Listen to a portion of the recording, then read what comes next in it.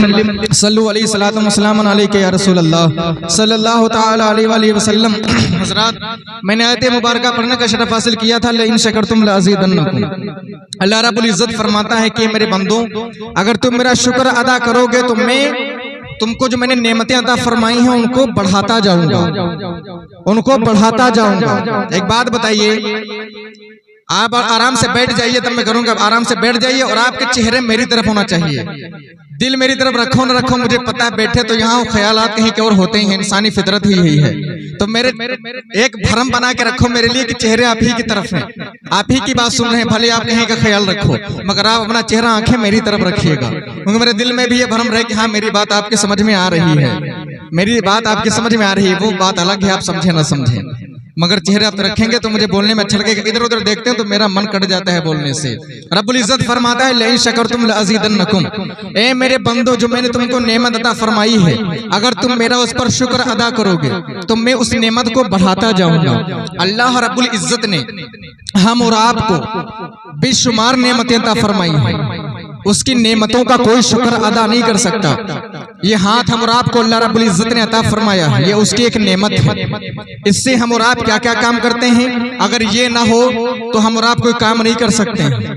अल्लाह रब्बुल इज़्ज़त ने हम और आपको जुबान की नेमत अता फरमाई है, अगर जुबान ना हो तो आदमी गूंगा कहलाता है, समाज में वो कुछ कह नहीं सकता हम और आपको। मगर अल्लाह रब्बुल इज़्ज़त ने जब सारी नेमतों को अता फरमा दिया तो इरशाद फरमाता है मेरे बंदों जो मैंने तुमको नेमतें अता फरमाई हैं उस पर अगर तुम मेरा शुक्र अदा करते हो तो मैं उन नेमतों को बढ़ाता जाऊंगा। लियाकत भाई की तरफ जिससे मंसूब ये जलसा रखा गया है या मिलादे मुबारका रखी गई है, लड़के की पैदाइश हुई है, दुआ गो हूँ और जहाँ यहाँ पर आए हैं हाजरीन उन सबको ये साथी बना करके दुआ कर रहा हूँ रब्बुल उला की बारगाह में कि मालिको मौला उस बच्चे की उम्र में बरकतों का नुज़ूल अता फरमा। मालिको मौला अगर उस बच्चे के आगे जो जिंदगी का सफर है मालिको मौला उसमें जो भी परेशानियां बला आफात आने वाली हों अपने हबीब के सदके में दरगुजर फरमा दे। आमीन बोल दीजिए सब लोग, उनको दरगुजर फरमा दे। एक नेमत अल्लाह रब्बुल इज़्ज़त ने हम और आपको बच्चे की नेमत अता फरमाई है। आप उठा करके देख लीजिए, आपके गांव में आपकी बस्ती में भी कई लोग ऐसे होंगे जिनके घर बच्चे नहीं होते, बड़ा हैरान परेशान हो जाते हैं। आप किसी हॉस्पिटल में जाइए, देखिए वहां पर कितने ऐसे लोग हैं जो डॉक्टर्स के पास लाइन लगा करके खड़े होते हैं, डॉक्टर साहब कोई ऐसी दवाई दे दीजिए, काफी टाइम हो गया शादी के मगर हमको कोई औलाद नहीं हो रही है। आप जाकर के देखिए कई मज़ारों पर, वहां पर कई लोग ऐसे आपको चादरें चढ़ाते फातिहा नियाज दिलाते हुए दिख जाएंगे, दुआ करते हुए मिल जाएंगे। ए बाबा, अल्लाह रब्बुल इज़्ज़त ने जो आपको ताकत अता फरमाई है, जो कुव्वत अता फरमाई है, उस कुव्वत से आप अल्लाह तबारक व तआला के एक सच्चे वली हैं। अल्लाह आपसे राजी है, आप अल्लाह से राजी हैं। दुआ फरमा दे अल्लाह रब्बुल इज़्ज़त हमको एक नेक सालेह बेटी या बेटा अता फरमा दे। जिसके घर में बेटी नहीं है या बेटा नहीं है उससे जा करके पूछो उन माँ बाप के दिल पर क्या गुजरती होगी जब जमाने के ताने उन पर पड़ते होंगे कि देखो फुला आदमी जा रहा है, उसके घर तो एक बच्चा भी नहीं है, उसके घर में घूमने वाला, उसको कोई माँ कहने वाला नहीं है, उसको कोई बाप कहने वाला नहीं है। वो ताने गोली से ज्यादा, चाकू से ज्यादा उसके सीने पर असर करते होंगे। ये अल्लाह रब्बुल इज़्ज़त का बड़ा एहसान ही तो है जो अल्लाह रब्बुल इज़्ज़त ने आपने, मैं सबसे पूछता हूँ और लियाकत भाई से भी मुखातिब होकर के पूछता हूँ, मुझे हाथ उठा करके बता दो कि आप लोगों ने कितनों ने अल्लाह रब्बुल इज़्ज़त से दुआ मांगी थी कि मालिको मौला हमको कोई औलाद अता फरमा दे। किसी ने भी ये कोई दुआ नहीं मांगी थी कि मालिको मौला हमको औलाद अता फरमा दे। अल्लाह रब्बुल इज़्ज़त ने आपको बिना दुआ मांगे अगर बच्चा अता फरमाया है, अगर बेटे की नेमत अता फरमाई है तो ये अल्लाह रब्बुल इज़्ज़त का एहसान ही तो है जो आपको अल्लाह रब्बुल इज़्ज़त ने ये नेमत अता फरमाई है। अगर बताओ तो सही, उस माँ को जिसके बेटे नहीं है, उस बाप को जिसके बेटे नहीं है, उसको जब कहते होंगे जमाने के लोग देखो ये एक बांझ औरत जा रही है, जब बांझ के ये ताने उस पर मारे जाते होंगे तो कितना उस पर गिरा गुजरता होगा, कितना उसको बुरा लगता होगा। मगर अल्लाह रब्बुल इज़्ज़त का ये एहसान ही तो है। हमने अल्लाह रब्बुल इज़्ज़त से ज़ौक़ में पूछा, ए मालिको मौला अगर तूने हमको माल की नेमत अता फरमाई है, हमने उस पर शुक्र अदा किया। ए मालिको मौला मैं इस लायक तो नहीं था कि तू मुझे इतना माल अता फरमा फरमाता, फिर भी तूने मुझे वो माल अता फरमाया है, मैं तेरा इस पर शुक्र अदा करता हूँ। अल्लाह रब्बुल इज्जत फरमाता है तुम मेरा शुक्र अदा करोगे तो मैं उसे बढ़ा दूंगा। अल्लाह रब्बुल इज्जत का हमने माल मिलने पर शुक्र अदा किया, अल्लाह रब्बुल इज्जत ने उसे बढ़ा दिया। अब जब हमको अल्लाह रब्बुल इज्जत ने बच्चे या बच्ची की पैदाइश पर ये नेमत अता फरमाई है तो अल्लाह रब्बुल इज्जत का हमने शुक्र में ये मिलाद मुस्तफ़ा मुनाकिद की है और अल्लाह रब्बुल इज्जत का शुक्र अदा किया। मालिको मौला तेरा बड़ा शुक्र है, हम तो इस लायक नहीं थे कि तू हमें बच्चे की नेमत अता फरमाता, ये तेरा बड़ा एहसान करीम ही तो है जो तूने हमें इस लायक समझा। अल्लाह रब्बुल इज्जत अब हम बच्चे की नेमत पर शुक्र अदा कर रहे हैं। बच्चे की नेमत तू कैसे दोगुना करेगा, बच्चे की नेमत तू कैसे बढ़ाएगा। तो अल्लाह रब्बुल इज्जत से ज़ौक़ में आवाज आती है, निदाए गैबी आती है, ए मेरे बंदे तूने माल की नेमत पर शुक्र अदा किया, मैंने तेरे माल को डबल कर दिया। तूने तकवा पर मेरा शुक्र अदा किया, मैंने तेरे तकवे में और इजाफा फरमा दिया। तूने मेरा परहेजगारी में शुक्र अदा किया, मैंने परहेजगारी में तुझे और भी ज्यादा इजाफा फरमा दिया। तूने मुझे अपने चंद अशिया में या जमीनात में तूने मेरा शुक्र अदा किया, मैंने उन पर उनको तुझसे डबल करता गया। मगर ए मेरे बंदे सुन, अगर तूने अपने बच्चे की नेमत पर जो मैंने सबसे बड़ी नेमत तुझे अता फरमाई है, अगर तूने उस पर मेरा शुक्र अदा किया है तो इस बात का ख्याल रखना, अपने मोहल्ले में देखो जाकर के कितने माँ बाप ऐसे हैं जो अपने बच्चे या बच्चियों की हरकतों से परेशान रहते हैं, अपने बच्चे बच्चियों की हरकतों से परेशान रहते हैं। कुछ माँ बाप तो ऐसे भी होते हैं जो अपने बच्चों की हरकत पर मैंने अपनी आंखों से देखा है, कुछ लोगों ने तो फांसी लगा करके अपनी जानें दे दी है, अपनी बच्चों की हरकतों पर अपने माँ बाप ने जानें दे दी है। पूछो तो कलेजे पर बड़ा दुख होता है जब किसी के बच्चे अपने माँ बाप के सामने उनके सामने ऐसी हरकतें करते हैं जो उनके दिल पर नागवार गुजरती है। रब इरशाद फरमाता है, ए मेरे बंदे अगर तूने बच्चे या बच्ची की नेमत पर मेरा शुक्र अदा किया है तो जा, मैं उस पर इस तरह से तेरा शुक्र के इजाफा फरमाऊंगा कि ता कयामत वो तेरा वफादार रहेगा, जो तू कहेगा वो मानेगा, कभी तेरा वो वफादारी से गद्दारी नहीं करेगा।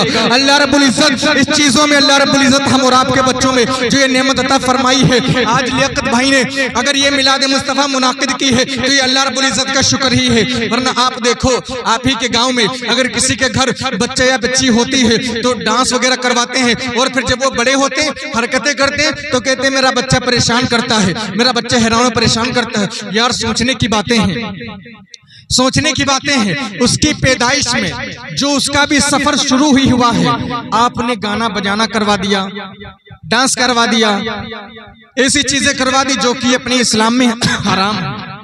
आपने हराम काम ही से जब शुरू किया है तो बताओ क्या वो अच्छे काम कर सकता है? अच्छे काम नहीं कर सकता। जो माँ बाप अपने बच्चे की पैदाइश पर अगर गाने बाने बजवा दें तो कभी जिंदगी में उससे अच्छाई का कभी यह ना सोचना कि अच्छा सुलूक करेगा, अच्छाई का हिसाब न लगाना कि वो मेरा बच्चा मेरे साथ अच्छाई करेगा, क्योंकि तुमने उसकी पैदाइश में डांस करवा कर या गाने बाने बजा करके आपने उसके हराम कामों की शुरुआत कर दी है। आपने खुद अपने हाथों से अपने बच्चे को जो है जहन्नम की तरफ ढकेल दिया है।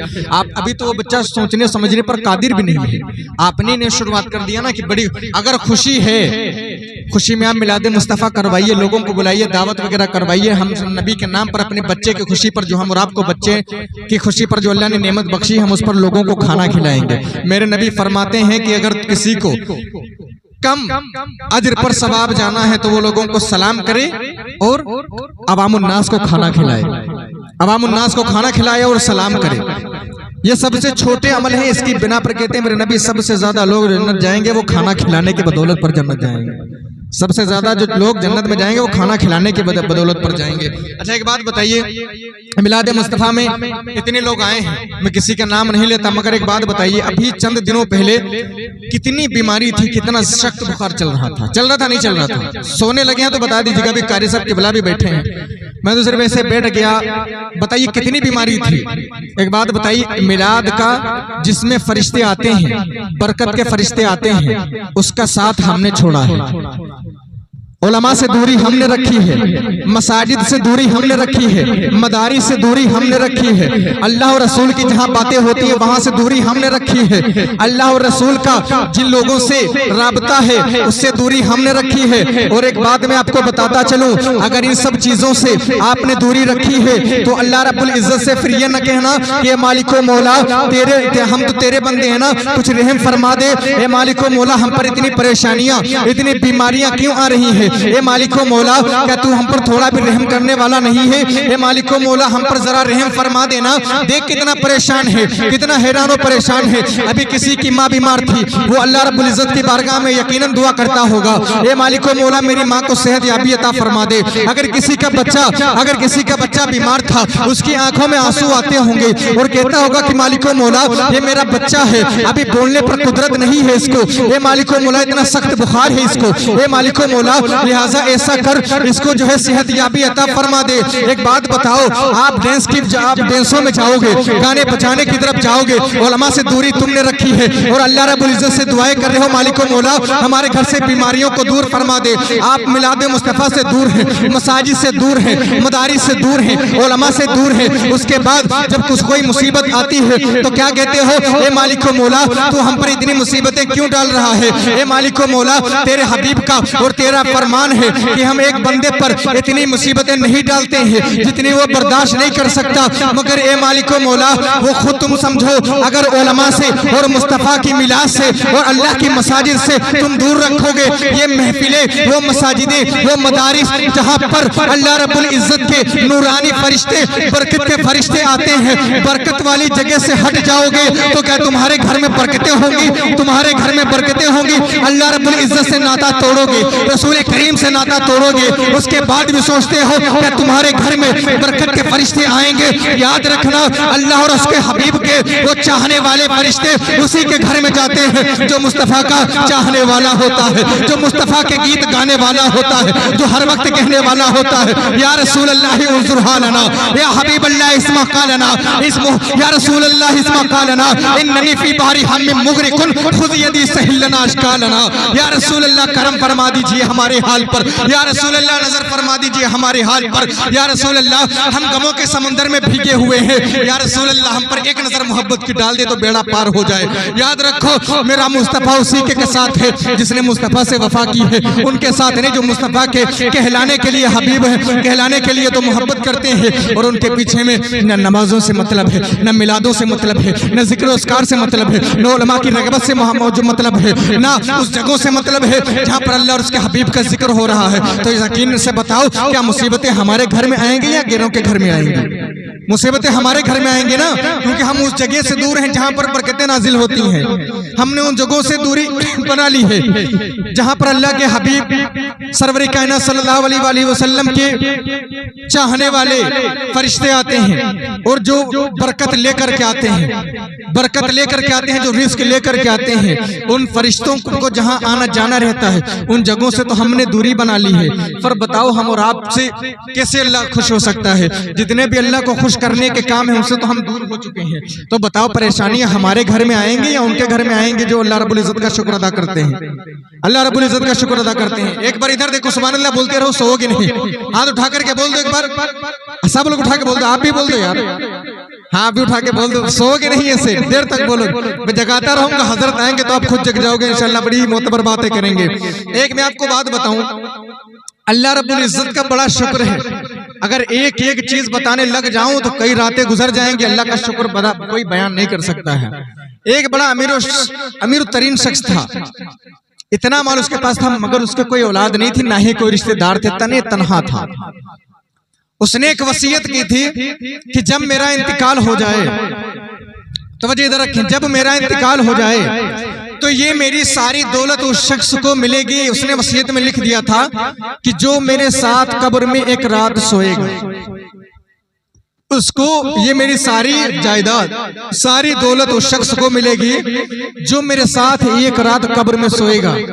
एक भिखारी के पास भी ये वसीयत पहुंची जो भीख मांगता था और जो ये कपड़े वगैरह जूते वगैरह जो मिलते हैं उसको बेच करके अपना खर्चा पानी चलाया करता था। उसने सुना चला जाऊंगा, एक ही रात की बात है, इतनी बड़ी मिल जाएगी, कम से कम जिंदगी तो सही से गुजर जाएगी।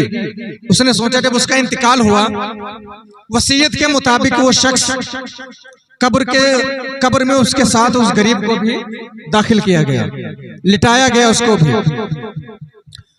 सुबह जब लोग, वो कहते हैं एक रात वो रुका साथ में उसके, सुबह कई गांव के लोग, बस्ती के लोग जो है अकारीब दूर नजदीक के लोग आए, कहने लगे कि चलो आज भिखारी को बहुत माल मिलने वाला है, देखते हैं कि कब्र की एक रात कैसी रही। देखते हैं उसने एक कब्र में रात गुजारी है, उसको इतनी बड़ी दौलत मिलने वाली है। जब कब्र को खोदा गया तो वो भिखारी अल्लाहु अकबर अल्लाहु अकबर अस्तगफिरुल्लाह अस्तगफिरुल्लाह कहता हुआ चीखता हुआ बाहर निकला, चीखता हुआ बाहर निकला। लोगों ने उससे पूछा कि ये भिखारी बता तो सही, तेरा क्या माजरा रहा रात में, और तुझे इतनी बड़ी दौलत मिलने वाली है, इतनी बड़ी जायदाद मिलने वाली है, तुझे तो खुश होना चाहिए, तू चीखता क्यों है? उसने अपनी जेब से 1 रुपए का सिक्का निकाला और बताया, कहने लगा जब मुझे कब्र में उतारा गया था तब फकत मेरी जेब में ये 1 रुपए का सिक्का था। खुदा की कसम इस 1 रुपए का पूरी रात जवाब नहीं दे सका हूँ, 1 रुपए का पूरी रात जवाब नहीं दे सका हूँ। बताओ जब मुझे इतनी बड़ी दौलत मिल जाएगी, इतना जायदाद मिल जाएगा, अपनी कब्र में क्या मैं इसका जवाब दे पाऊंगा? पूरी रात एक सिक्के का हिसाब नहीं दे पाया हूँ, और इतनी बड़ी अगर मेरे पास दौलत आ जाएगी, इतनी बड़ी रियासत आ जाएगी, तो मुझे लगता है पूरी कायनात मिलकर के भी मेरे एक अकेले का हिसाब नहीं दे पाएगी। तो यकीन मानो जिसके पास पैसा है वो ये ना समझे कि हम बहुत अच्छे हैं, बहुत अच्छे हैं। जितना जिसके पास पैसा है उतना ही सख्त उसको जवाब भी देना है, उतना हर एक पैसे का जवाब उसको देना पड़ेगा। हर एक बंदे का पैसे का, उस शख्स का पैसा उसके लिए रहमत है, उसके लिए सवाब है जिसके पास पैसा हो और उसने आंखें बंद करके उन कामों में लगाया हो जिससे हबीब और उसका अल्लाह खुश हुआ हो। एक बात बताइए, ये लियाकत भाई ने सजाई है, मैं एक बात कहना चाहूंगा इनसे और आप जितने सब बैठे हैं सबसे, जो पैसा अल्लाह और उसके नबी की जात पर खर्च किया जाए, तवज्जो रखिएगा इधर, जो पैसा अल्लाह और उसकी हबीब की जात पर खर्च किया जाए, उसके बाद बैठकर उस चीज का हिसाब न लगाया जाए कि इस चीज में इतना पैसा खर्च हुआ है। अगर मिलाद हुई है तो इसके बाद आप ये ना लिखने बैठ जाएं या जोड़ने बैठ जाएं कि खाने में इतना खर्चा हुआ, मिलाद शरीफ में इतना खर्चा हुआ, क्योंकि अगर आपने उसका गुणा भाग कर लिया या लगा लिया तो आपको आपकी नियत के हिसाब से वो आका देगा। और अगर आपने ये समझ लिया कि हम उस नबी की मिलाद पर खर्च कर रहे हैं जो नबी ने फरमाया वल्लाहु यूती व इन्नमा अना कासिम, यानी अल्लाह मुझे अता फरमाता है, मैं पूरी कायनात को तकसीम करता हूँ। आपने अगर इस मिलाद पर, मैं सबसे कह रहा हूँ, कोई एक को नहीं कह रहा हूँ, सबसे कह रहा हूँ, अल्लाह रब्बुल इज्जत की जात पर अगर आपने खर्च किया है, मिलाद मुस्तफा पर अगर आपने खर्च किया है, तो आप ये सोचें कि मेरे नबी के नाम पर और अल्लाह रब्बुल इज्जत के नाम पर जितना लगा है हम उस पर ये जोड़ेंगे नहीं कि मेरे नबी के नाम पर मेरा कितना पैसा खर्च हो गया है। हम अपनी नबी के नाम पर, ये तो पैसा है, हम तो अपनी जाने कुर्बान करने के लिए भी तैयार हैं। तो यकीन रखो मेरा रब वो है, कहता है ए मेरे बंदे, तूने मेरी खातिर और अपने मेरे हबीब की खातिर तूने अपना पैसा, चंद पैसा खर्च किया है और तूने इसका हिसाब नहीं लगाया है। मैं इतना रहीम हूँ, अगर तूने इस पर हिसाब नहीं लगाया है तो याद रखना है मेरे बंदे, मैं अपने बंदे की नीयत से कहीं ज्यादा उसको अता फरमाता हूँ। ए बंदे, तूने मुझ पर खर्च किया, मेरी जात के लिए खर्च किया, मेरे नबी के लिए खर्च किया है। ए मेरे बंदे, अब मैं तुझे ऐसी जगह से रिस्क दूंगा जहां से तू सोच भी नहीं सकता है, और इतना दूंगा कि तू हिसाब नहीं लगा पाएगा कि आया कहां से है,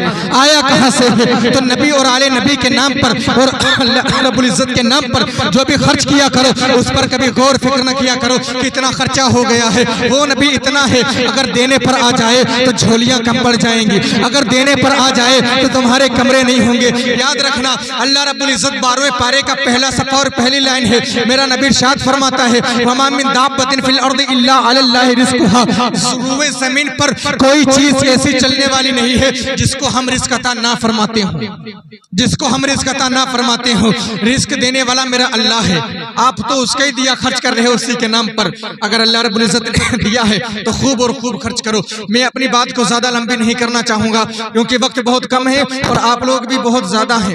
मैंने चंद बातें जो आपकी बताई हैं वो आप ध्यान में रखते हुए इस बात पर अमल करिए जो मैंने भी बताई हैं। कोई बात है, अल्लाह का शुक्र अदा करते रहिए। मेरे बोलने में, आपको समझने में जो भी गलतियां हुई अल्लाह रब्बुल इज्जत उसे माफ फरमाए।